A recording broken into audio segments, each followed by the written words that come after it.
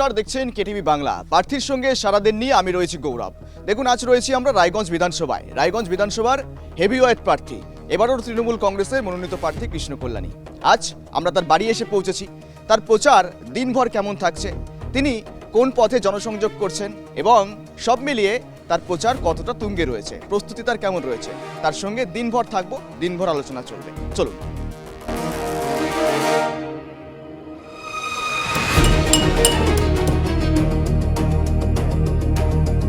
বলেছিলাম প্রার্থীর সঙ্গে সারাদিন দিনভর আমরা ঘুরবো, আর যেমনটা আমরা দেখালাম যে ইতিমধ্যে আমরা পৌঁছেছি রায়গঞ্জ বিধানসভা কেন্দ্রের এবারের তৃণমূল মনোনীত প্রার্থী কৃষ্ণ কল্যাণী মহাশয়। তার বাড়িতে এসে পৌঁছেছি। তার সঙ্গে তার এখন ডাইনিং রুমে বসে রয়েছে আমরা। সকাল সকাল তিনি উঠেছেন এবং সকালবেলায় মূলত চা এবং সঙ্গে মুড়ি এবং চানাচুর অর্থাৎ ঝুরি ভাজা, এই তার খাবার। এবং সেখান থেকে তার আজ সারা দিন শুরু হবে এবং জনসংযোগ সারবেন, মানুষের দরবারে পৌঁছে যাবেন। দিনভর আমরা সেই চিত্র তুলে ধরবো। ইতিমধ্যে আমাদের সঙ্গে রয়েছেন সরাসরি কৃষ্ণবাবু। সকালে মূলত কি খাবার আপনার এই ধরনের, অর্থাৎ চা সঙ্গে মুড়ি? সাধারণত তাই করি, কেননা এখন আমি বেরিয়ে যাব চা মুড়ি খেয়ে। তারপর আমার আজকে কোদগ্রাম পালপাড়ায় দুটো বুথে আমার পদযাত্রা রয়েছে, তো সেখানে গিয়ে আসার পর এগুলা করতে করতে 2-2.5 ঘন্টা লেগে যাবে আমাকে। 10টা সাড়ে 10টার মধ্যে বাড়ি পৌঁছবো। তারপর এসে আমি স্নান করব, পুজো টুজো দিব, আর তারপর একটু হেভি ডাইট দিব, কেননা দুপুরের লাঞ্চটা ঠিক থাকে না। তো সেই সময় 11টার মধ্যে আমি ব্রেকফাস্ট কাম লাঞ্চ বলতে পারেন, সেটা করে নিয়ে বেরোবো। তারপর আমার ইনস্টিটিউট ভিজিট রয়েছে 12টা থেকে 2টো, আর তারপর আমার 4টার সময় আজকে গৌরী অঞ্চলে ভিজিট রয়েছে, নরমগ্রামে যাব। আর তারপর আমার 7টার থেকে শহরের রয়েছে আজকে আমার 4 নম্বর আর 10 নম্বর ওয়ার্ডের আমার পদযাত্রা রয়েছে। তো সেটা করে নিয়ার অ্যাবাউট 10টা বেজে যাবে। তারপর আধা-1 ঘন্টা আমার কার্যকর্তাদের সাথে কথা বলে সমাধান অফিসে তারপর বাড়ি ফিরব। এই যে মূলত ব্যালেন্সিংটা করছেন, এত প্রেশার, মানে সারাদিন দিনভর মানুষের সঙ্গে যেতে হচ্ছে, মানুষের সঙ্গে জনসংযোগ করতে হচ্ছে, মূলত নাওয়া খাওয়ার সময়টা হয়তো ঠিকঠাক পাচ্ছেন কি নাকি মেনটেন করার চেষ্টা করছেন? দেখুন, আমার মোটামুটি জনসংযোগে এই ধরনের 365 দিনই থাকে, ঠিক আছে? আপনারা দেখেছেন হয়তো আমার সমাধান অফিসে মোটামুটি 365 দিনই উপচে পড়া ভিড় থাকে, লোকে আসে পরিষেবা দেয়। কেননা আজকে সমাধান অফিস থেকে আমরা 3.5 লক্ষর উপরে পরিষেবা দিয়েছি। তো 3.5 লক্ষ তো একদিনে দেওয়া যায় না, তো তার জন্য মানে ভাবে নেন ডেলি লোক আসেন আর কাউকে পরিষেবা দিচ্ছি, আর কারো অনেক সমস্যাও থাকে, সেই সমস্যারও সমাধান করি। হ্যাঁ, তো এটা নিয়ে এই হিসাবেই আমার near about daily routine life. হ্যাঁ, এই হিসাবে থাকে। এখন হ্যাঁ, নির্বাচনের সময় একটু এফোর্ট বেশি দিতে হচ্ছে, একটু গ্রামগঞ্জে বেশি ছুটে যেতে হচ্ছে।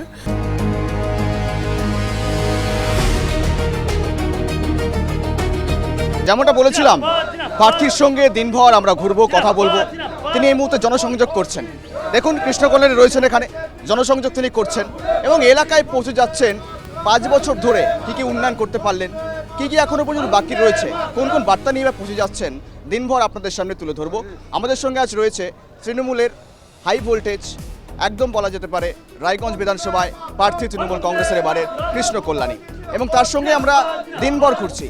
তিনি এখানে পৌঁছে গিয়েছেন এবং ইতিমধ্যেই মানুষের সঙ্গে জনসংযোগ করছেন এবং মানুষের সঙ্গে হাত মিলিয়ে জনসমর্থন চেয়ে নিচ্ছেন রায়গঞ্জের তৃণমূল কংগ্রেসের মনোনীত প্রার্থী কৃষ্ণ কল্যাণী।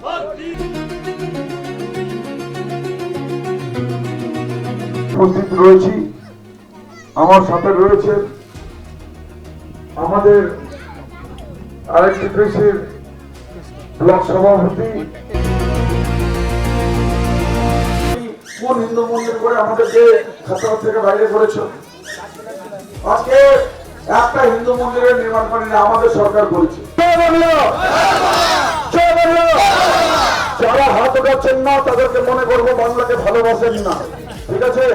আর যদি প্রকৃত ভাবে বাংলাকে ভালোবাসেন, আমি প্রমাণ করে দিলাম বিজেপি হচ্ছে দুর্নীতিবাজ দল, ঠিক আছে? তো সেই জন্য বলো, তোমরা হচ্ছে যুবক, এগিয়ে চলো। কৃষ্ণ কল্যাণী একযোগে কেন্দ্রীয় সরকার নরেন্দ্র মোদীকে তোপ দাগলেন। কেন্দ্রীয় বঞ্চনা থেকে শুরু করে SIR বিভিন্ন দাবি দাবা নিয়ে তিনি কিন্তু সরব হলেন। আর সেখান থেকে জানবো এবারে কি আপনাদের প্রধান হাতিয়ার বাংলায় অস্মিতাকে শান, অর্থাৎ বাঙালি অস্মিতায় যে ইস্যু তৈরি হয়েছিল বাংলা জুড়ে, এসআইআর বললে মূলত এসআইআর করার পর পাশাপাশি এর আগেও পরিযায়ী শ্রমিক ইস্যু, একযোগে বাংলা বললে বাংলাদেশি তকমা, বিভিন্ন রকম মন্তব্য উঠে এসেছে, সেই ইস্যুগুলোকে হাতিয়ার করছেন এবার? অ্যাকচুয়ালি এরা এসআইআর এর নামে ষড়যন্ত্র করে সিএ লাগু করতে চাইছে। সেটা প্রমাণস্বরূপ আপনাদেরকে বলে দিচ্ছি, আপনারা বিজেপির সাংসদ কার্তিক চন্দ্র পালের কার্যালয়ের ওখানে যাবেন, ওখানে বড় করে বোর্ড লাগানো আছে সিএ সহায়তা কেন্দ্র। তো পশ্চিমবঙ্গে তো সিএ লাগু হয়নি, আসামে লাগু হয়েছিল। আমরা কি দেখলাম, আসামে যারা সিটিজেন অ্যামেন্ডমেন্ট অ্যাক্টে অ্যাপ্লিকেশন করেছিল, আজকে 19 লক্ষ লোক ডিটেনশন ক্যাম্পে আছে। তার মধ্যে 14 লক্ষ হচ্ছে হিন্দু। তাদের বাড়ি থাকলেও আজকে বাড়ি হারা, কারো সরকারি চাকরি ছিল সেটা চলে গেছে, কারো কৃষিকাজের জমি ছিল সেটা 1 নম্বর খতিয়ানে সরকার সিজ করে নিয়েছে, রেশন কার্ড ক্যান্সেল, আধার কার্ড ক্যান্সেল, আজকে শরণার্থীর মতো জীবনযাপন তারা যাপন করতেছে। তো আজকে কি ওই কার্তিক চন্দ্র পাল কি পশ্চিমবঙ্গকে আসাম বানাতে চাইছেন? তো ইনাদের ষড়যন্ত্র তো পরিষ্কার। ইনাদের যখন 2024 সালে যখন ইনাদের ভোট ছিল, ভোট নিয়ে নরেন্দ্র মোদী প্রধানমন্ত্রী ছিলেন, তখন তিনি বৈধ ছিলেন। আর এখন যদি এদের ভোট যদি অবৈধ থাকে, তাহলে প্রধানমন্ত্রীও অবৈধ। আজকে এসআইআর এর নাম করে তারা হাজারো হাজারো লক্ষ লক্ষ মানুষকে লাইনে লাগিয়ে দিলেন, আর আজকে তারা হয়রানির শিকার হচ্ছে। মাঝরাতে সাপ্লিমেন্টারি তালিকা প্রকাশ পেল এবং সেখান থেকে এখনো পর্যন্ত প্রায় 30 লক্ষাধিক নাম অ্যাডজুডিকেশন রয়েছে। কমিশনের কাছে সবচেয়ে বড় কি চ্যালেঞ্জ মূলত এই নামগুলো প্রকাশ করা, তারা কি ভোটটা দিতে পারবেন শেষ পর্যন্ত? মানে ইলেকশন কমিশন দেখুন, কেন্দ্র সরকারের কৃতদাস হয়েছেন, বিজেপি সরকারের কৃতদাস হয়েছেন। আজকে তারা সুপ্রিম কোর্টেরও ভাবে নেন, আদেশও মানছেন না, হ্যাঁ, আর সেটাও কন্ডেম অফ কোর্ট হচ্ছে।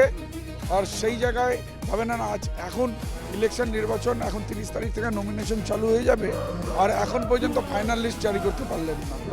কি বলবেন? সাধারণ মানুষ দেখছেন, আর এরা এখন শুধু দেখছেন যে এই ডিএমকে চেঞ্জ করছেন, সেই ডিআইজিকে চেঞ্জ করছেন, হ্যাঁ। তো ইনারা বদল করে ষড়যন্ত্র করে কি করে লাইমলাইটে আসতে পারেন, মানে সরকারে আসতে পারেন, তার জন্য ষড়যন্ত্র করছেন, হ্যাঁ। তো এরা করে লাভ হবে না। মানুষ অনেক সচেতন, হ্যাঁ। মানুষ এবার কর্মের নিরিখে ভোট করবে, ধর্মের নিরিখে না। বেশ, সব মিলিয়ে আপনি চলুন, সমর্থন চাইছেন এবং সেখান থেকে জনসংযোগ সারছেন। আগামীতে আরও কথা হবে আপনার সঙ্গে।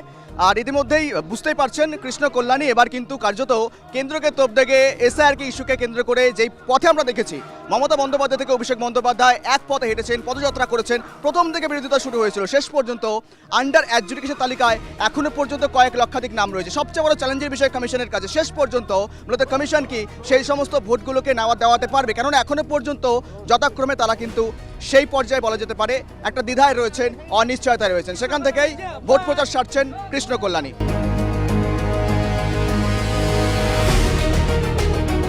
মূল প্রমাণ করে দেবো, বিজেপি কোনো হিন্দুত্ব দল না, এরা হিন্দুত্ব বিরোধী দল। আমি কিছুক্ষণ আগেই ওখানে পালপাড়ায় বললাম, আর কিছু আমার ভিডিওগুলো একটু শুনবে, সেখানে আমি প্রমাণ করে দিই যে ও হচ্ছে দুর্নীতিবাজ দল, কেন বিজেপিকে আমার থেকে বেশি কেউ যাবে না।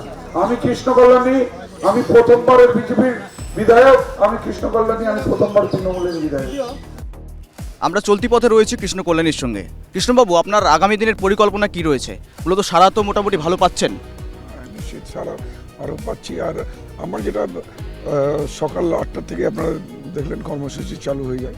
আমি বিভিন্ন বুথে যাচ্ছি। আজকে যেমন সুভাষগঞ্জ পালপাড়া সুকান্ত কলোনিতে গেলাম, এখন বাড়ি ফিরে যাব। তারপর স্নান টান করে কিছু খেয়ে দিয়ে তারপর সমাধান অফিসে 1 ঘন্টা বসবো। তারপর 12টা থেকে 2টা অবধি স্টুডেন্ট ভিজিট আছে, সেগুলা করে তারপর 2টা থেকে 3টা 1 ঘন্টার লাঞ্চ ব্রেক। তারপর 3টা থেকে 4টা 1 ঘন্টা সমাধান অফিসে বসা আছে। সব সাধারণ জনগণের সাথে দেখা সাক্ষাৎ করবো, কার্যকর্তাদের সাথে দেখা সাক্ষাৎ করবো। তারপর 4টা থেকে আমার কর্মসূচি রয়েছে গৌরীতে, আজকে নরম বুথে যাবো, হ্যাঁ। আর তারপর 7টার সময় আমার শহরে 2টো ওয়ার্ড রয়েছে, 4 নম্বর আর 10 নম্বর। তো এই 2টো ওয়ার্ড পদযাত্রা করে তারপর সমাধান অফিসে এসে বসে কার্যকর্তাদের সাথে দেখা করে তারপর বাড়ি। ভোট নিয়ে যত কথা করেছি, একটা সেগমেন্ট ছিল আমাদের, সেখান থেকে মানুষের জনমত আমরা তুলে ধরেছিলাম। তো সেখান থেকে আপনার হয়ে মূলত সমর্থনটা উঠে আসছে গ্রাউন্ড লেভেল থেকে, অর্থাৎ যারা মেহনতি আম আদমি রয়েছে, খেটে খাওয়া মানুষ, বিশেষ করে হকারদের কথা যদি আমরা বলি, তারা বলছেন আমরা বিধায়ক হিসাবে কৃষ্ণ কল্যাণীকেই চাইছি আর কি। তাদের প্রতি আস্থাটা কতটা ঠিক অর্জন রাখতে পারবেন এবং সেখান থেকে বিশ্বাসটুকু প্রত্যাশাটুকু কি রাখছেন? না, তাদের প্রতি পুরো আস্থা রয়েছে, বিশ্বাস রয়েছে। কেননা আজকে তাদের মানে অ্যাসোসিয়েশন থেকে আমার কাছে এসেছিল যে দাদা ফুটপাত মুক্ত হলে আমাদের কি অবস্থান হবে। এলাম কিছু না, ফুটপাত আমরা মুক্ত করব, কিন্তু আগে আপনাদের পুনর্বাসস্থানের ব্যবস্থা করব। হ্যাঁ, তারপর কারোর রুজি রুটিতে মানে পা দিয়ে আমরা চলবো না, তাদের রোজগারের ব্যবস্থা করে তারপর রায়গঞ্জ শহরও সুসজ্জিত রাখার আমাদের নৈতিক দায়িত্ব, কর্তব্য, যাতে ব্যালেন্স রেখে যাতে কাজ হয় সেই দিকটাই আমি ফলো করছি। আরেকটা বিষয় জানতে চাইবো আপনার কাছে কৃষ্ণবাবু, ইতিমধ্যেই রায়গঞ্জের যেটা সমস্যা এই মুহূর্তে মূলত যানজটের একটা বিষয় রয়েছে, সেই যানজট ইস্যুটা আগামী দিনের আপনার মাস্টার মাইন্ড কী রয়েছে, পরিকল্পনা ঠিক কী রয়েছে, সেই বিষয়টা যদি একটু বলতেন। না দেখুন, যানজটের সমস্যা আগামী 2-3 মাসের মধ্যে 75% কমে যাবে। আপনারা যেমন জানেন, রেলগেট ক্রস করেই আমাদের শহরের কেন্দ্রে বাস স্ট্যান্ডটা রয়েছে। আমি অলরেডি বাস স্ট্যান্ড স্থানান্তরের কাজ হচ্ছে শিলিগুড়ির মোড়ে। আমরা বাস স্ট্যান্ডের নতুন বাস স্ট্যান্ড নির্মাণের কাজ চালু করে দিয়েছি। তার কাজও এর মধ্যে মাটি ভরাট হয়ে ফাউন্ডেশন ওয়ার্ক হওয়া চালু হয়ে গেছে। আগামী 2-3 মাসের মধ্যে রায়গঞ্জের বাস স্ট্যান্ড কেন্দ্র থেকে শিলিগুড়ি মোড়ে স্থানান্তর হবে, আর এটা হলে পরে 75% যানজট মুক্ত হবে। ধন্যবাদ কৃষ্ণবাবু। একেবারেই বুঝতেই পারছেন আপনারা যারা আমাদের এই মুহূর্তে দেখছেন, মূলত নেতার সঙ্গে চলতি পথে এবং যারা এবার প্রতিদ্বন্দ্বিতা করছেন, একদম রাজনৈতিক ময়দানে যারা লড়াই করবেন, কোমর বেঁধে নেমে পড়েছেন, প্রস্তুত রয়েছেন তারা। সব মিলিয়ে যে সমস্ত বিষয়গুলো বাকি রয়েছে, সমাধান এখনো পর্যন্ত হয়নি, সেগুলোই প্রতিশ্রুতিগুলো উঠে আসছে। নজর রাখুন।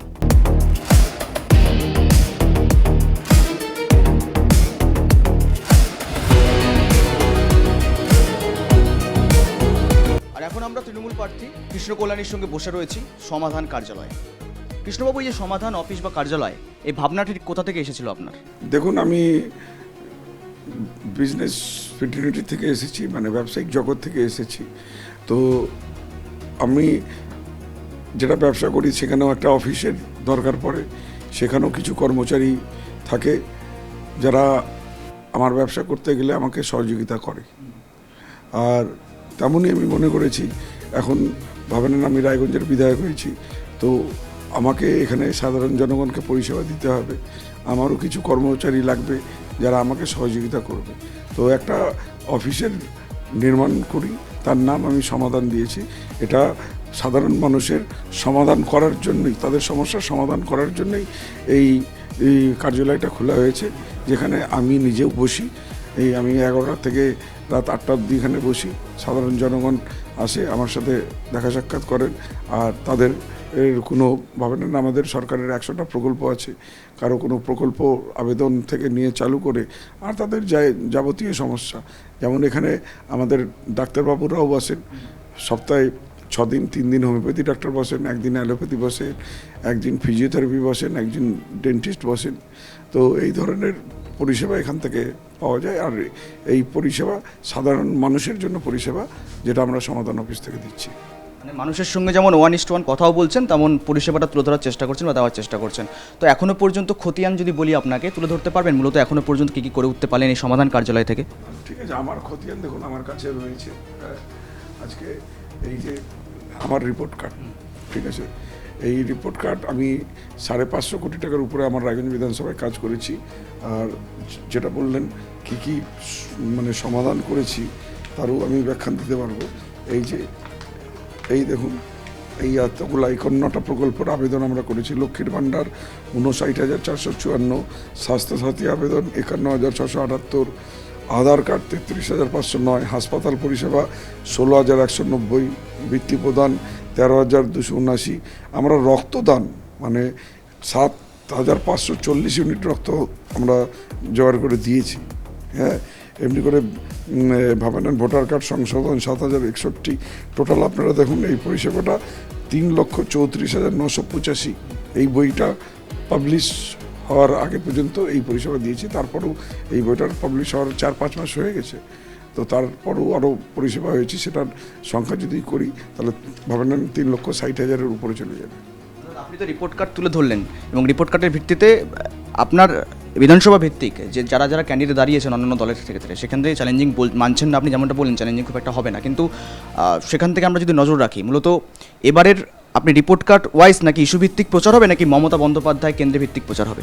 না দেখুন, মমতা বন্দ্যোপাধ্যায় তো অবশ্যই আজকে যিনি ভাবেন আমাদের দলনেত্রী, আমাদের মাননীয় মুখ্যমন্ত্রী মমতা বন্দ্যোপাধ্যায় যে হিসাবে পশ্চিমবঙ্গের জুড়ে উন্নয়নের বন্যা বইয়ে দিয়েছেন, যে হিসাবে সাধারণ মানুষকে 100টার উপর প্রকল্প দিয়েছেন, তো এখানে মমতা বন্দ্যোপাধ্যায়কে পাথেয় করেই আমরা ময়দানে নেমেছি।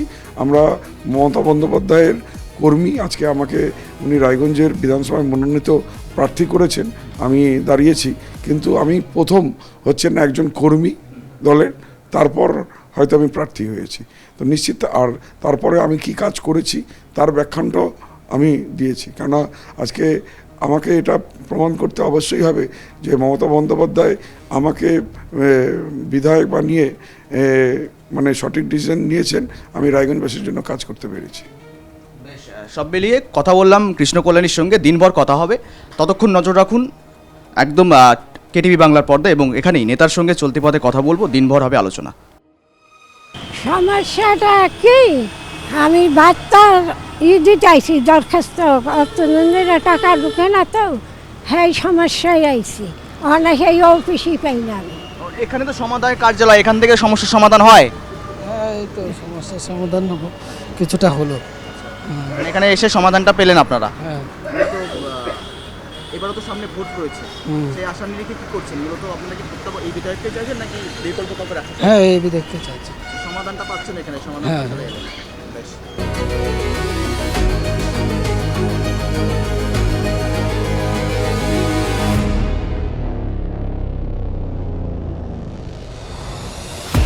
খাবারটি শুরু করছেন এবং আপনার ব্রেকফাস্ট কাম লাঞ্চ, অর্থাৎ সারাদিনে হয়তো সময় পাবেন না এবং সেখান থেকেই জনসংযোগ সারবেন, প্রচার করবেন। দিনভর আপনার প্রতিদিনই কি এই ধরনেরই খাবার রুটিন থাকে? হ্যাঁ, এখন যেমন আজকে সকালে আপনারা দেখবেন আমি চা মুড়ি খেয়ে বেরিয়েছি, আর তারপর এখন এটা, আর ভোটের আগে একটু ডিফারেন্স হয়, সকালবেলা হয়তো আমি শুধু চা নিই, আর তারপর ভাবে না এই সময় একটু ব্রেকফাস্ট করি, তো তখন ব্রেকফাস্ট একদম লাইট করি।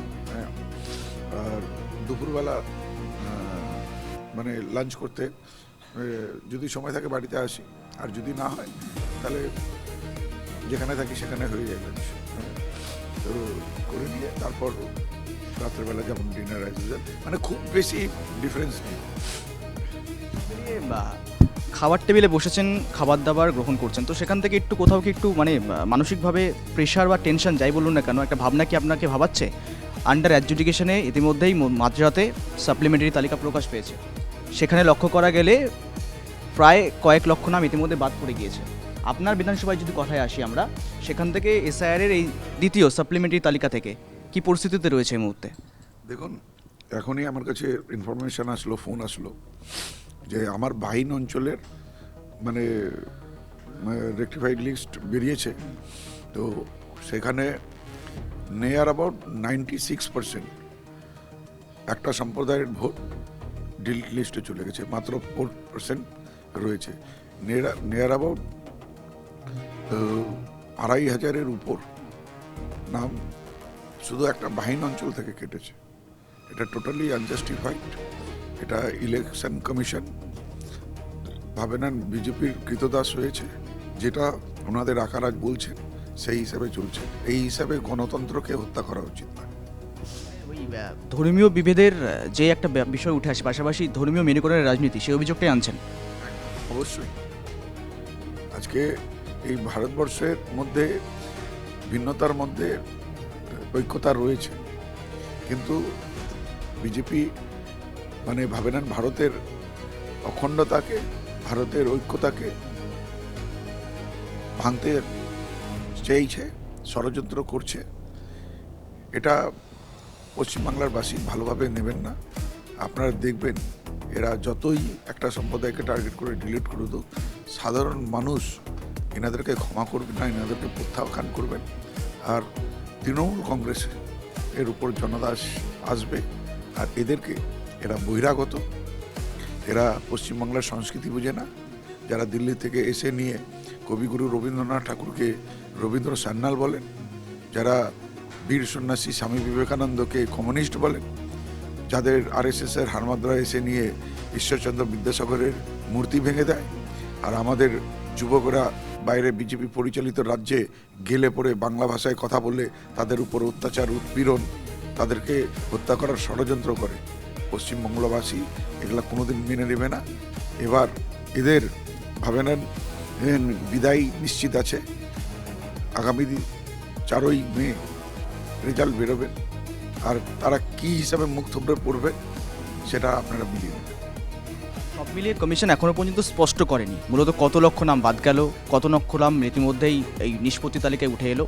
ইতিমধ্যে আমাদের কাছে যে খবর উঠে আসছে, আপডেট যা আসছে, দফায় দফায় ইতিমধ্যেই এই চূড়ান্ত তালিকাগুলো প্রকাশ পাবে ভোটের আগে পর্যন্ত। তো সেখান থেকে দাঁড়িয়ে থেকে যদিও বা স্পষ্ট নয়, আপনার কাছে কোনো স্পষ্ট ধারণা এসছে আপনার বিধানসভা থেকে মোট এখনো পর্যন্ত কত লক্ষ নাম বাদ গেল বা কত হাজার নাম বাদ যেতে পারে? এখন যা রেশিও আছে তাতে অ্যাডজুডিকেশনে আমার 18,000 ছিল, মানে 1000টা নামও টিকবে কিনা সন্দেহ। এনারা মানে ষড়যন্ত্রের মানে একটা কি বলবো সীমা, সব সীমা এনারা পাড়িয়ে গেছেন। আজকে ভারতবর্ষকে তো পরাধীন করে দিয়েছেন আমেরিকার কাছে।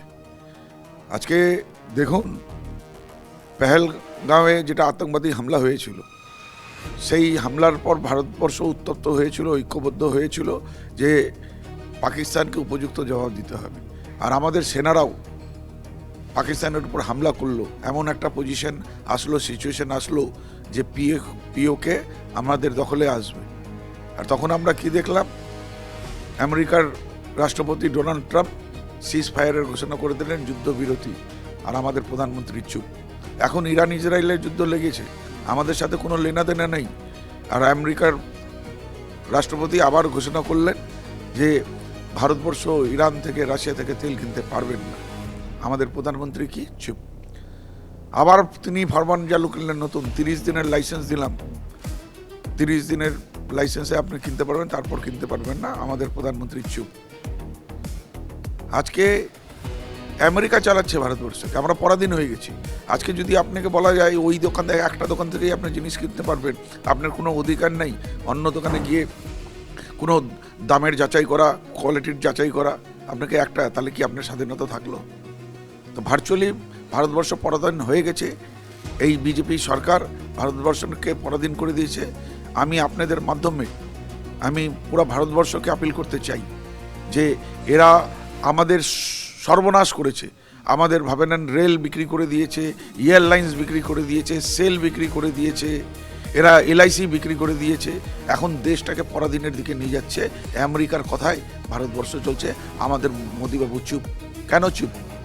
অ্যাস্টিন ফাইলের কিছু ফুটেজ, ভিডিও ট্রাম্পের কাছে আছে, যাতে ওনার সর্বনাশ না হয়ে যায়, তার ভয়। আগামী দিনে পশ্চিমবঙ্গবাসী জবাব দিবে। আপনাদেরকে বলে দিলাম, আপনারা 4 মে এখানে হিন্দু মুসলিম সর্বনেশে তৃণমূল কংগ্রেসের উপর আস্থা রাখবে। কারণ তৃণমূল কংগ্রেস 100টা প্রকল্প দিয়েছে সাধারণ মানুষকে। আজকে এরা যে হিন্দুত্ব নিয়ে সুরসুরি দিয়ে রাজনীতি করে, পশ্চিমবাংলায় একটা হিন্দু ধর্মের মন্দির নির্মাণ করেছে বিজেপি কিংবা বিজেপির সরকার? জবাব চাইবে না পশ্চিমবঙ্গবাসী?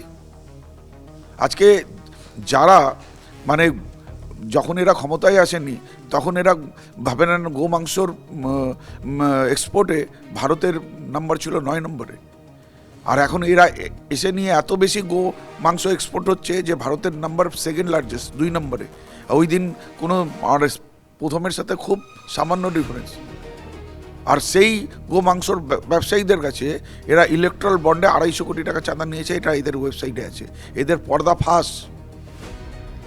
আজকে এদের যে বিরোধী দলনেতা, সে 3 বাটি গরুর মাংস খায়, হিন্দুত্বর শেখাবে আমাদেরকে? তো আজকে ভাবে নেন এরা সংস্কৃতিকে বোঝে না। বাইরের আমাদের যুবক যাচ্ছে কাজ করতে, সেখানে তাদের হত্যা হচ্ছে। বিরোধী নেতা তো তখন কিছু বলে না। বাংলা ভাষায় কথা বললে তাদের উপর অত্যাচার হচ্ছে, উৎপীড়ন হচ্ছে। বিরোধী দলনেতা তখন কিছু বলে না।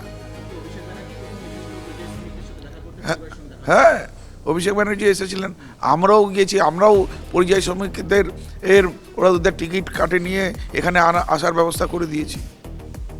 আজকে এরা একটা কথা কর্মসংস্থান নিয়ে বলে না, একটা কথা এরা উন্নয়ন বলে না। 1 মাস আগেকার রিপোর্ট দিচ্ছি আপনাদের। এদের পশ্চিমবঙ্গে 14 জন সাংসদ আছে, 12 জন লোকসভায়, 2 জন রাজ্যসভায়। টোটাল এদের অ্যালোটেড টাকা 139 কোটি, আর ইনারা কাজ করেছেন 16 কোটি 64 লক্ষ টাকা। এটা তো তাদের রিপোর্ট কার্ড। আমি আমার রিপোর্ট কার্ড বানিয়েছি, দিয়েছি, যে আমি 5 বছরে আমার বিধানসভায় 550 কোটি টাকার উপরে কাজ করেছি, সেটা বই বানিয়ে আমি দিয়েছি। ইনাদের সাংসদ বলেন, ইনাদের যে কোনো নেতা বলেন, তারা তাদের কি রিপোর্ট কার্ড দিয়েছে? শুধু হিন্দু হিন্দু বলে, আর হিন্দুদের মুহ মে রাম আর বগল মে ছুরি। এরা ছুরি মারার লোক। এদেরকে কোনো সমাজই, হিন্দু সমাজ বলুন, মুসলিম সমাজ বলুন, খ্রিস্টান সমাজ বলুন, কোনো সমাজই না এদেরকে মেনে নেবে না। এরা হচ্ছে ষড়যন্ত্র করে, লুটপাতের রাজনীতি করে। এদের বিরোধী দলনেতা দেখেছিলেন শুভেন্দু অধিকারী 2017-তে আমাদের রায়গঞ্জের অবজারভার ছিলেন উত্তর দিনাজপুরে, তখন কি হিসাবে ভোট লুট হয়েছিল। এদেরকে মানুষ ভোট দিবে? যে দলের আঁকা শুভেন্দু অধিকারী, আমরা দেখেছি তো টিভির পর্দায়, সবাই দেখেছি তো, মুরানা টাকা উনি নিয়েছেন। তো মানুষ এটাদের ক্ষমা করবে না। যে যে বিষয়গুলো বললেন সেটাই আপনাদের এবার হাতিয়ার হচ্ছে মানুষের দরবারে পৌঁছে যাওয়ার জন্য। একদম, আমরা কাজ করেছি, মানুষকে পরিষেবা দিয়েছি। আর এরা ষড়যন্ত্র করেছে, কোনো সময় 500-1000-এর নোট কেটে দেয়, কোনো সময় এসআইআর করে মানুষের নাম কেটে দেয়, মানুষকে যখন তখন লাইনে লাগাই দেয়। নোটবন্দিতে লাইনে লাগো, আধারের সাথে লিঙ্ক করাতে লাইনে লাগো, এসআইআর-এর লাইনে লাগো। এই বলুন তো 2014 থেকে নরেন্দ্রবাবু আসছেন, কি দিয়েছেন? একটা জিনিস দিয়েছেন শুধু, হয়রানি হয়রানি হয়রানি। মানুষ ছুটকারা চাইতে যায়। আজকে 500-1000 নোট উনি বন্ধ করলেন কেন? যে বড় নোট আছে এটাতে কালোবাজারি বেশি হবে। তাহলে ভাই 2000 নোট চালু করলেন, 500-1000 থেকে তো বড় নোট 2000। তারপর যখন কিছু পুঁজিপতিদের ফায়দা হয়ে গেল, ছাত্র সিদ্ধি হয়ে গেল, তারপর 2000-এর নোটটা বন্ধ করে। তো কোনটা চালু করাটা ঠিক না বন্ধ করাটা ঠিক? ইনাদের হচ্ছে মোহাম্মদ বিন তুগলকের নীতি। মানে এদের দ্বারা মানে একটা ভালো গভর্নেন্স চলতে পারে না। এরা শুধু আগে যেমন হোমিওপ্যাথি ওষুধ যখন পুড়িয়ায় থাকতো বিক্রি হতো, তখন তার কোনো কদর ছিল? তখন কদর ছিল না।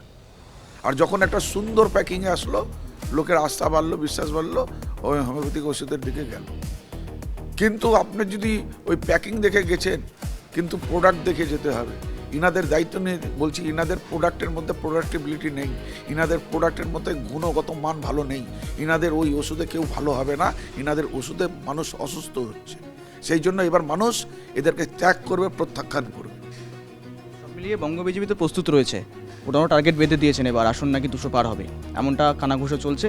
স্বরাষ্ট্রমন্ত্রী বলেছেন 197 এবার পার করবে। গতবারের তুলনায় যদিও 4-5টা সিট কমিয়ে দিয়েছেন, সেখান থেকে আপনাদের টার্গেট সংখ্যা কত এবার? শুনেন, আগে নিজেরটা তো বাঁচান। এবার তো বলেছিলেন যে আপকি বার 400 পার, সেটা ঠেকলো 240-এ। এবার 197 বলেছে। হ্যাঁ, আমার তো মনে হয় না 97ও ঠেকবে। কতবার 77 পেয়েছে, তার থেকে অনেকটাই কমে যাবে, তলানিতে যাবে। আপনারা মিলিয়ে নেবেন। সব মিলিয়ে খাবার টেবিল থেকেও একযোগে কেন্দ্রীয় সরকারকে, কমিশনকে তোপ দাগলেন কৃষ্ণ কল্যাণী।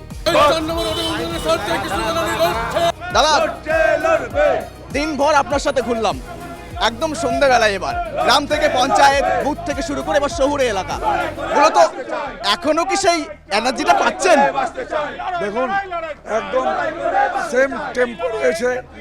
সকালবেলা গ্রামে ভাবেরান হাওয়া, আর এখন সন্ধ্যাবেলায় শহরে ঝড়।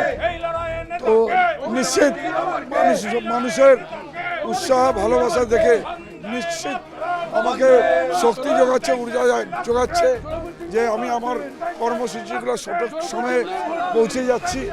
আর আমার বানানো প্রোগ্রামে সামিল হচ্ছে। আমি আমার হৃদয়ের অন্তরস্থল থেকে আমাদের সব কার্যকর্তাকে আন্তরিক ধন্যবাদ, কৃতজ্ঞতা জ্ঞাপন করতেছি।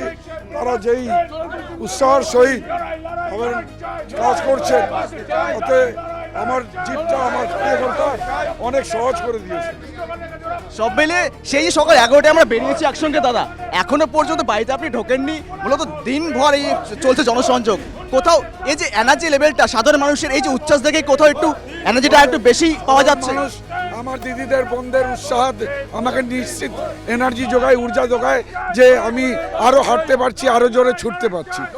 বেশ, সব মিলিয়ে কৃষ্ণ কল্যাণী হাঁটছেন, আমরা কথা বলবো এবং সকাল থেকে তুলে ধরেছি আমরা যেখানে তিনি ছিলেন এবং কথা বলেছেন এবং সকাল থেকে ব্রেকফাস্ট থেকে শুরু করে একদম দুপুরের খাবার পর্যন্ত, অর্থাৎ দুপুরের খাবার যদি আমরা কথা বলি, আমরা ছিলাম তার সঙ্গে।